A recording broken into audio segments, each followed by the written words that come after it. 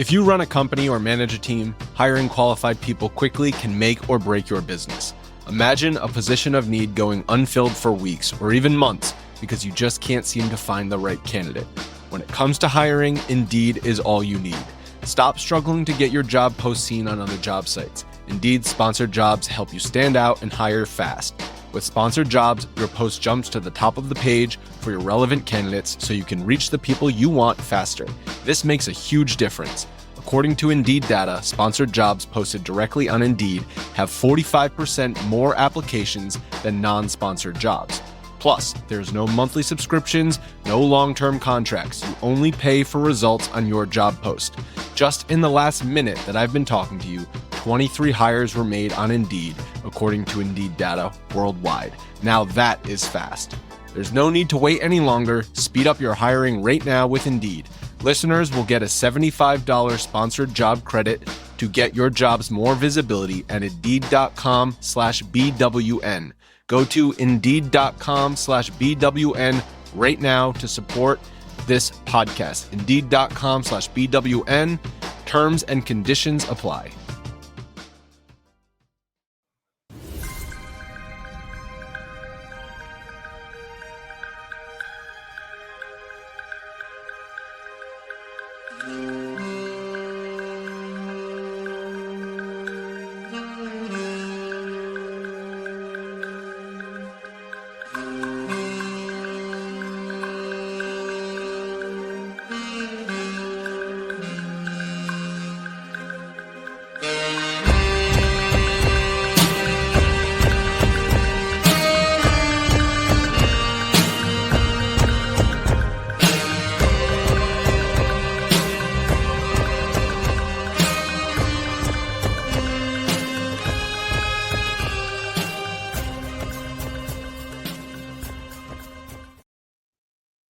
Hello, Mavs fans. Welcome to Pod Maverick After Dark. This is Kirk Henderson and Josh Bowe. We're coming to you at 9:46 p.m., very specific time, because the Dallas Mavericks wrapped up the game against the Washington Wizards in pretty much 2 hours to the dot. Had to be one of the fastest Dallas Mavericks games in my entire freaking life. And they beat the crap out of the Washington Wizards 130-108. How you doing?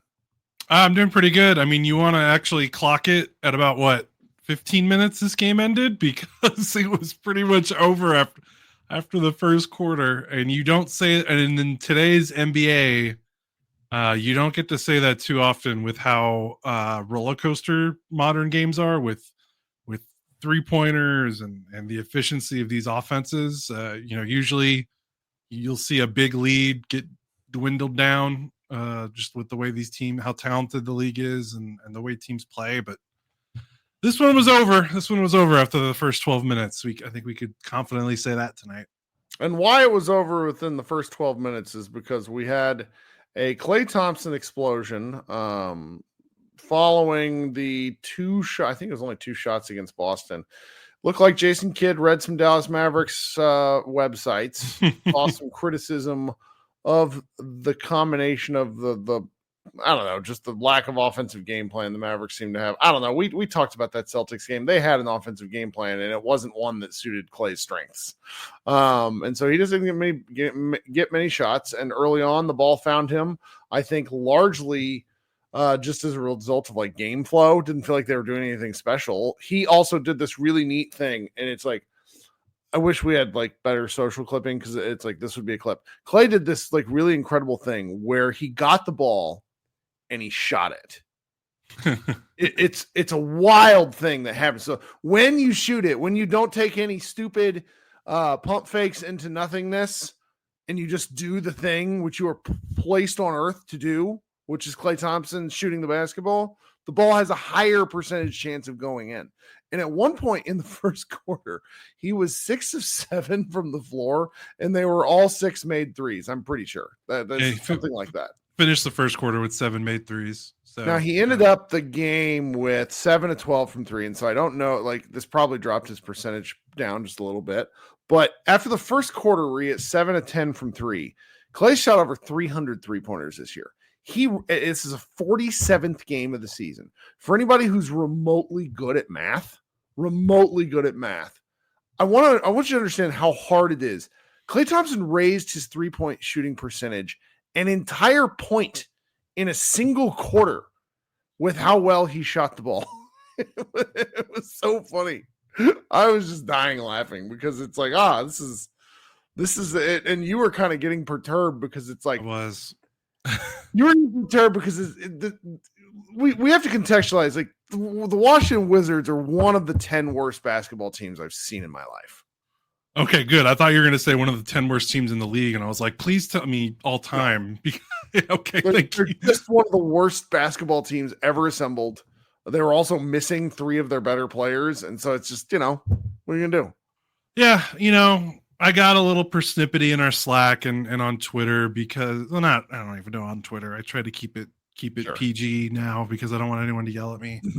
But my thought is, there's been a growing desire to see more production out of Klay, and I get it. Like, there needs to be. It doesn't really matter what the reasoning is. They gotta fix it because he made 7 3-pointers in the first quarter tonight. He had made 9 total in the previous 5 games, and regardless of what the reasoning is, like, you need more. Like, he had 19 points scored in the previous 3 games, single digits in 4 out of the last 5, and 5 out of the last 7.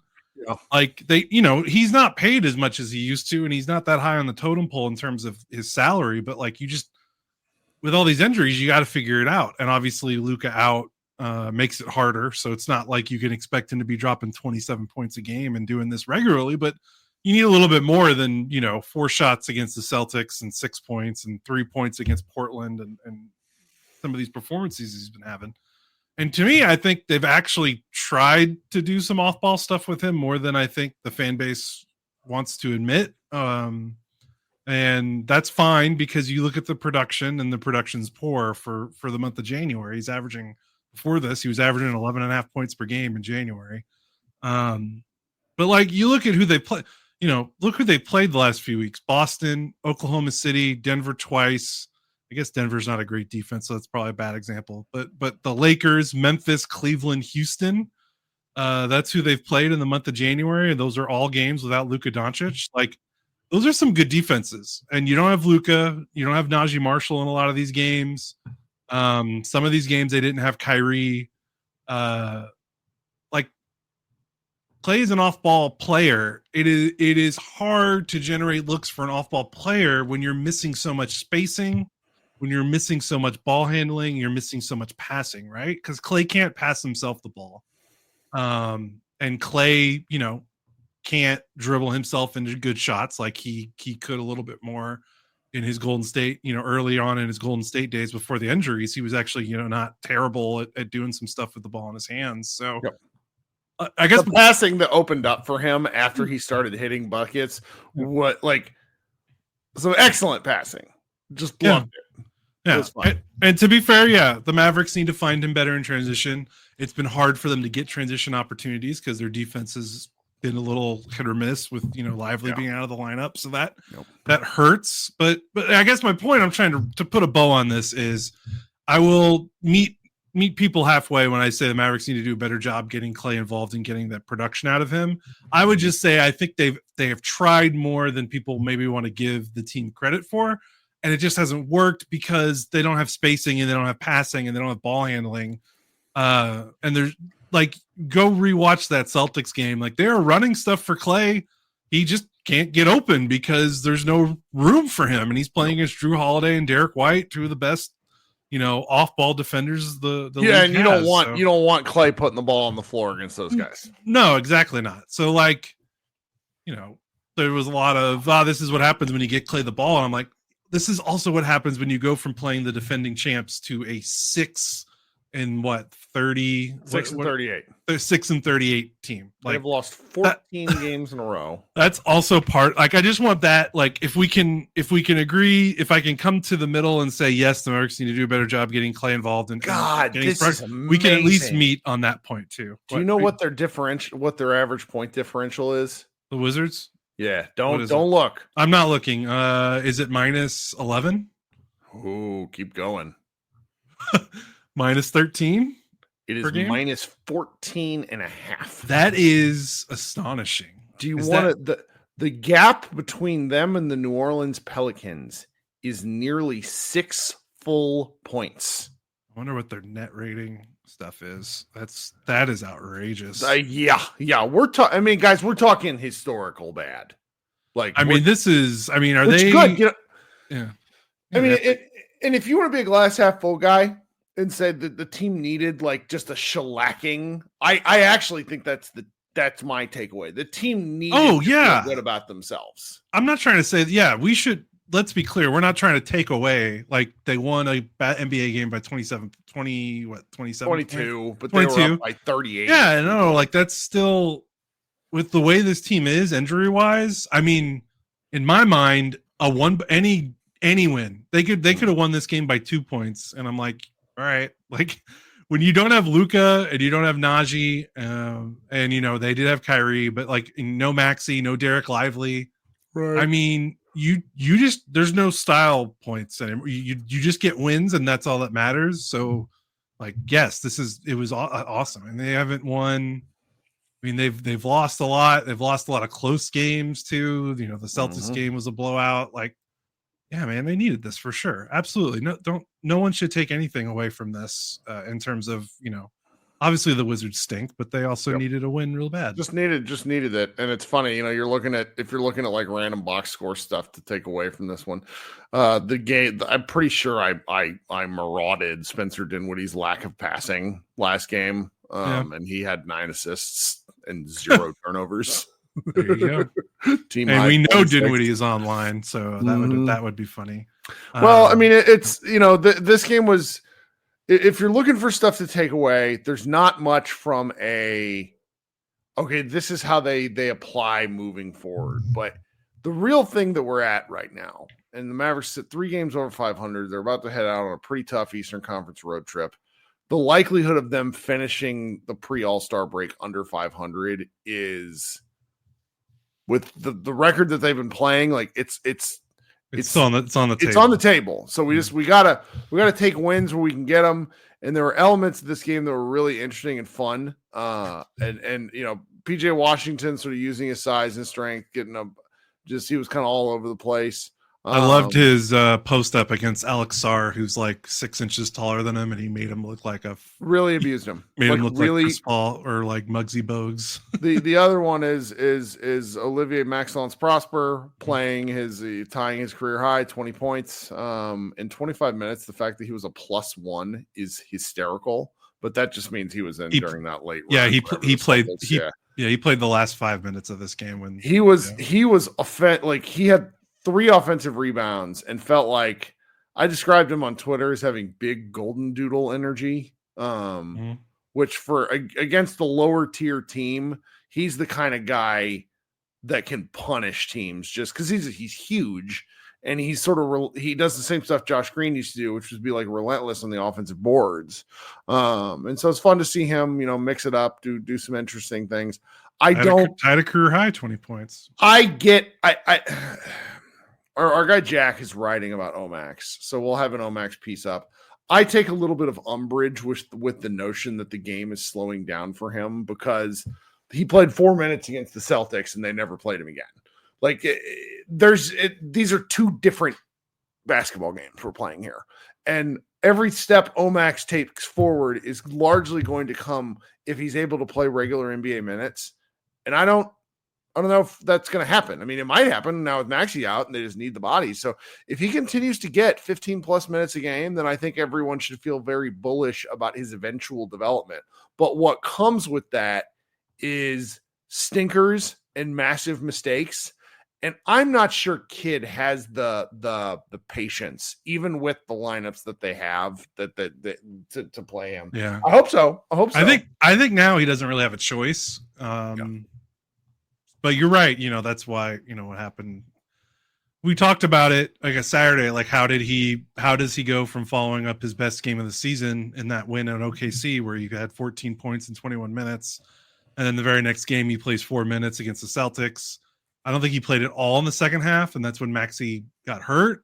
And it was very clear, like, Kidd was not happy with him in those 4 minutes, because he made 2 really bad mistake, like really noticeable, glaring mistakes. I think he had a really bad turnover, missed shot. I think he blew maybe defensive coverage in those 4 minutes, and then he never saw the game again. And I brought it up because I was like, why? Why? They're already done. Why are you? Yeah, and at this point, like, I can bitch about it, and we can make it we can make a big stink about it. Like, why didn't he play? And look what he did tonight. And now it's like, I don't know if I've just become softer on this, but like, maybe this is just like kids' master plan. Like, players seem to react to what he's doing, and that's been the case since he's got here. Yep. It's been the case even during the awful 2023 season. He never lost the locker room. That team played hard to the end of the whistle. They just weren't very good. Yep. That team never felt like it quit, despite the fact that there were several moments that season where we were like, the season's over, and then they would come out and they would still lose, but they would like lose an overtime game or something where they're busting their ass. They just couldn't. They were just not good. So if there's one thing with Kidd and like the way he made, like, I just don't. It's harder for me to question this sort of stuff because it's been working. Like, it's kind of the same thing with the Quentin Grimes. He got that DNP CD earlier in the season against Denver, and we're all kind of like, what the hell is going on here? And then he plays the next game and he's awesome for like the next 2 weeks. And it's like, maybe there's a purpose to this. We're not in the locker room. We're not on the practice courts. We don't know what's happening outside of the games. Even the reporters that go to all the shoot arounds and everything, they aren't seeing everything either. Like, there is a limit to how much we can know about this stuff that's behind closed doors. So like, maybe this is part of the plan. Tough love. Maybe it was his plan all along to be like, okay, I sat your ass Saturday. I'm going to play you tonight. Show me something. Obviously it worked, and it responded to it. And we've seen this happen multiple times in the Kidd era, enough that I don't think it's a coincidence. And that's not to say Kidd is not, you can't criticize his lineup decisions or his in-game coaching decisions. I'm just saying, in this particular instance, I think we have to give him the benefit of the doubt that he kind of has the pulse on what his players are reacting to, which is kind of funny because that's like exactly not what he was doing in Milwaukee and Brooklyn. So like, he has grown up a lot as a coach in that regard.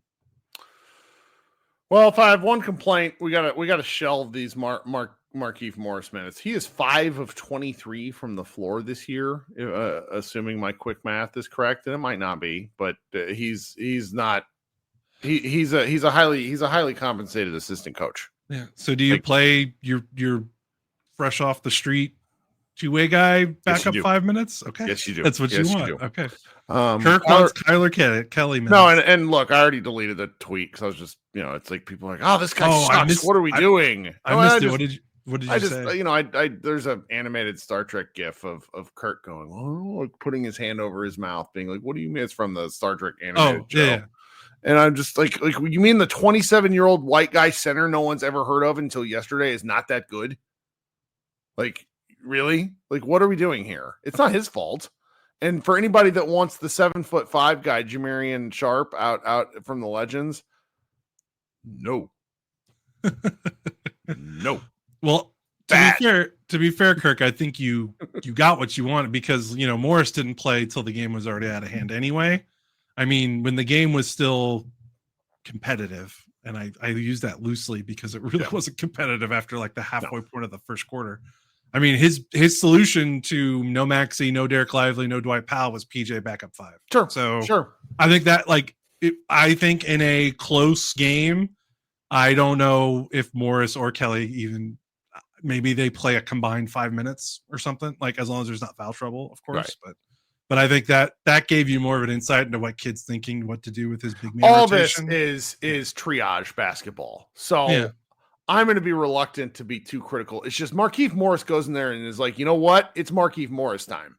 And I'm not interested in that. Like that's the real, at least with the rookie, at least with a 37-year-old journeyman center from the G League, he knows what he's supposed to do. Keith is like, yes, buckets, clank. I just, it is what it is. None of this is really something where if the Mavericks are going to win and lose these games because of marginal minutes like this, then they weren't like that just comes with the territory when you're this hurt. So Yeah. Trying to think, is there like anything else like worth talking about in this one? I don't know. You're right. That road trip is like, I don't know about this game, but I'm looking at that road trip now. That's unpleasant. Like the month of January has sucked, and we keep talking about it. And every time we talk about it, I can just tell who interacts with me on social media versus who listens to our show. I mean, and also like who's paying attention to like how the NBA is right now. I mean, this is a murderous finish to All-Star break. It just is not pleasant. Like the Pelicans are playing decent basketball. Yeah, they're better than their record right now because everyone's coming back. Detroit is going to be a handful. Yeah. Like they're, it's at like the Tim Hardaway revenge game. That's a real thing. It's a real thing, guys. Then Cleveland, Philadelphia is a train wreck of like massive. There's your one reprieve. There's your one road win. And then they're at Boston. Then they play Houston. The Kings are a matchup nightmare for the Mavericks in the state that they're in. They're not very good. Like they still haven't passed the Mavericks, which strikes me. It just tells you how mid they are. The Warriors, who are going to be playing, I actually expect before this game, because that's February 12th, it's almost 2 weeks. I actually expect the Warriors to make a move before then. And then they play Miami, who are just the weirdest team in the league because Jimmy Butler is asshat number one of the NBA right now. So it's, it's just good. Of course, things could be great. I mean, the Mavericks keep telling us Luka might come back. I don't know what game you'd bring him back. Yeah, maybe. So, I mean, I'm guessing if he's going to come back before the All-Star break, it's going to happen. They've got the four games, the 4-game homestand. Like, there's no way he's going to play on this road trip, I don't think. And I don't think you want to bring him back on the road, like against Boston as his first game back. So, like, they come back Saturday, February 8th against Houston, and then they play February 10th, 12th, and 13th before All-Star break. Those are all home games. So if he's going to play, it's probably going to be one of those games. So I think Jason Kidd said Najee Marshall is going to travel with the team on this 5-game road trip. So is he going to be encased in a bubble? I don't know. It's very important. I mean, honestly, somebody made a joke earlier, and I'm not. It was in the chat, I'm pretty sure, but like, I have never heard of anything like this for a professional athlete. I kind of feel like I hope he's okay. Concerned. Yeah. Like somebody made the joke, or like, does he have an autoimmune disease? Like that's like when you keep getting sick like this, like that's alarming. Respiratory viruses, if that's what he has or not. Yeah, those aren't fun. Those aren't fun. So it is what hope it is. He's okay. It is what it is. Hey, the game was fun though. They kicked the hell out of the Wizards. They really did. I mean, they made 23 pointers after I think they made more 3-pointers in the first quarter than they did all game against the Celtics on Saturday, because Clay had 7 threes in the first. And then they definitely, they made 8 against the Celtics. I know they made 8 in the first quarter tonight. Right. So that's something. But yeah, they took care of business. This is just pure triage basketball. I try not to get too high or too low. It just feels like just such a waste of a season in the big picture right now, because it's just things didn't go the Mavericks' way. Sometimes you're snake bit, and like the Mavericks, I want to say Followell shared something on Twitter. Somebody did where it's like, oh, this is only the 9th worst season in terms of games lost to injury for the Mavericks, something like that. I'm like, how? Like, I don't know. This is. Well, probably you got to weigh it though, right? Like, okay. Luke. Well, no, I'm just saying. I wonder if it's because there's been season. If your 13th through 15th men are missing a lot of time, it still counts as games missed. Like, there's a different. Like Luka and Lively missing a game probably counts as like, you know what I mean? Like, I wonder if that's where it comes out in our heads, why we don't really remember it that way. But no, and like I want to, and since we're close to wrapping up here, I would love to do a Mavs party, but I just don't know what we would talk about. Like, this is people want to talk about Omax, man. Well, I'm kidding. You need to. I have some fun games here that you'll want to do it. Yeah, and the Omax of it all, I think, is worth revisiting, because a number of people have asked me during the course of the season where it's like, what do you think about Omax? What do you think about this and that in relation to him? And I've said kind of repeatedly, like, that if Omax is playing, then the season's not gone well. Well, Omax is playing because the season, and we're still above 500, but it's not where we want to be, and this could be important long term. It really could. You've got to find moments for development, and Kidd has by and large been better about that than Carlisle, I fear. So absolutely. There's some there. Yeah. I guess not to end the show on a talking point to make us talk longer than we need to, but the question then becomes, I mean, do you even talk about this because of how hurt they are? Do you don't want to knock on wood, but the trade stuff? No, not even trade stuff. Just more like, how does Omax figure into this thing when they're closer to full health? Like let's say Luka's back and Najee's back and Lively's back. Maxi's still out. Let's say at least you get those three guys back. Although I guess Maxi could come back before Lively, but right. Like if Najee and Luka are back, bare minimum, like where does Omax fit in? Because Luka can play. Obviously, he's your lead. He's your point guard, but he's 6'7". You could play him all around the floor. Sure. Omax is also 6'7". So Najee is another rangy wing. So is there space for him? Like if he's playing well, who do you bump? I don't know. So that would be interesting to see what they do with him when everyone starts coming back. So in my sort of off the cuff take is that Omax is right now a far superior on-ball defender, despite Maxi actually knowing what he's supposed to do. Maxi just doesn't have the physical wherewithal to be that player, and they are what he are. So the flip side though is that Omax is still a pretty hilariously wild. Like he loses guy. Like he's not a great team defender. Okay. But we knew that coming out of college. Like that's just sort of the nature of his deal. So Maxi, on the other hand, is a obnoxiously useful help defender when the Mavericks are humming. I just don't think Kidd can help himself in that regard. Kidd will play him over Omax every day of the week.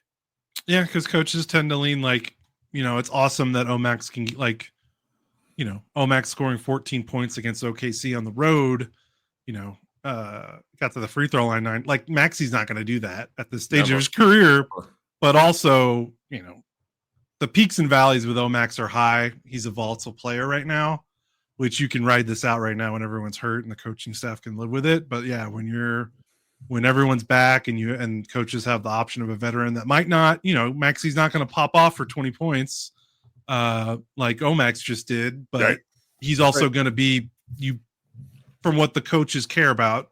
Fans are not going to want to listen to this, but that steady, consistency in terms of not making big boneheaded mistakes is kind of how it usually works. Whereas Maxi's in the right place, and often it just doesn't matter. Yeah, but coaches sometimes NBA coaches are weird. They would rather value, hey, this guy was in the right place. We'll take that over a guy that sometimes is in the wrong place. Say, man, and then, scores pops off for a dunk or a three or something. Omax does not strike me as a guy who every time Maxi shoots the ball, Maxi Kleber shoots the ball and it doesn't go in, he looks like a pitcher who just gave up a grand slam. And Omax does. He looks confident. Yeah. Doesn't he? Very difference. Dorian Finney-Smithy, Yeah. His jumper, like the actual form of it, the way he's shooting the ball, night and day from 12 months ago. Yep. I mean, not that he had like a hitch or it looked weird, but just has a confidence and a smoothness to his jumper. I just like his drive game too. Like he body bumps people, like the body bump stuff. He's getting to the free throw line and he's got. I mean, essentially, he didn't play against Boston, so just take the last two games. He's got 13 free throw attempts in about 46 minutes. That's not bad. Not bad at all. Yeah. Well, it's always fun to talk about a random guy like Omax. Blah. All right. So they play Wednesday, Friday. Yeah. So they play Pelicans next, and then Detroit at 6:00 on Friday. I am not going to be able to be around for the Friday game. This is like the first time all year I'm actually really missing a game. So that's going to be a little bit off-putting. So you'll find somebody to talk to Troy about. Wednesday though. Wednesday I'll be here. And then, maybe we do a live show after the Pelicans game if there's a little bit of something to talk about. Because that last Pelicans loss was one of those that really set me off. Because the Mavericks had that one in tow. Right. And and somebody in the chat, probably fan123, I think, said I have an odd feeling Kyrie's going to rest. Interestingly enough, we haven't seen anything about Kyrie's back issues, which is good. Is good. And no news is good news. Yeah, I would hate for them. They need to, oh well, we'll figure it out. All right, guys, everybody be good. Thanks for hanging out with us for a half hour. We will see you guys on Wednesday. Go Mavs. Kyrie rested tonight. That's a hilarious comment. Go Mavs.